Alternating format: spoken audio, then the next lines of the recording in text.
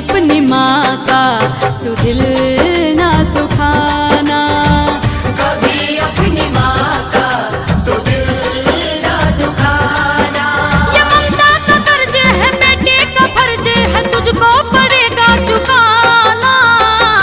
माँ की दुआओं से ही चले ये जमाना, माँ की दुआओं से ही चले ये जमाना।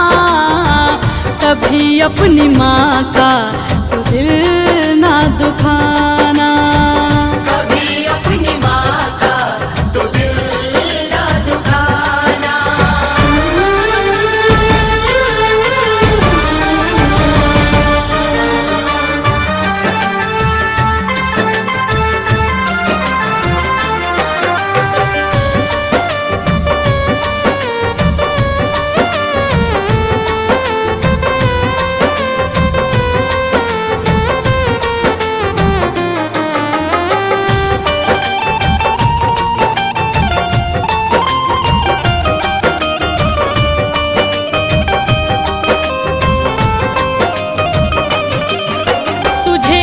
दुनिया में लाई है माँ, तुझे इस दुनिया में लाई है माँ। तू रोया तो दूध पिलाई है माँ, तू रोया तो दूध पिलाई है माँ।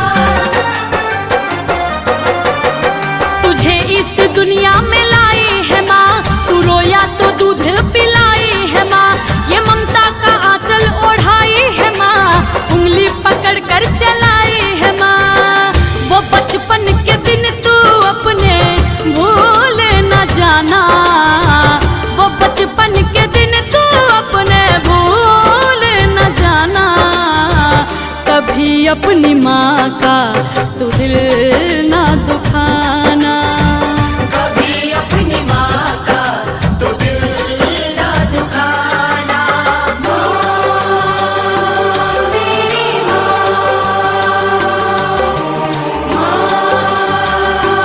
प्यारी माँ।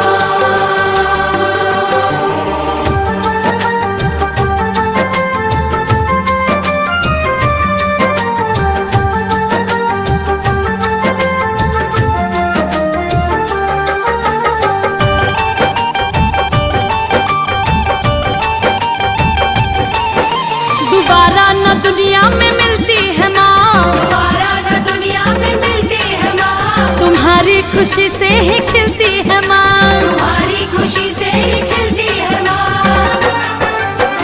ओ दोबारा न दुनिया में मिलती है माँ, तुम्हारी खुशी से ही खिलती है माँ। तुम्हें चोट आए तो रोती है माँ, ये भगवान से पढ़ के होती है माँ। पुकारेगी माँ तो पंकज दौड़े चले आना, कहे अनु बेटे का तू फर्ज निभाना। कभी अपनी माँ का तू दिल ना दुखाना।